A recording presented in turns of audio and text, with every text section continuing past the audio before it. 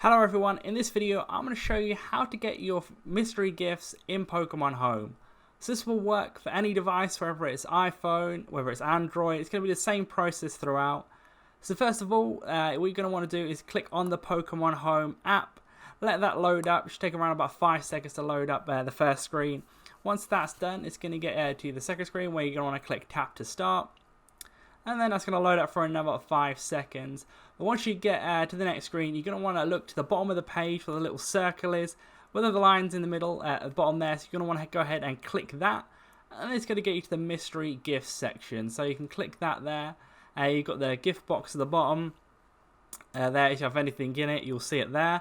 You're going to have the local event check. The GPS will initialize, and then you can see everything that you have there. Sometimes it doesn't work, but the fix of that is basically you just want to go ahead and close and open up the app a few times. It eventually will work, and the GPS will find it. But do leave a like on the video if that did help you out. Subscribe for more videos like this. Click on one of the other videos links on the screen. That's it for now. I'll see you in the next video.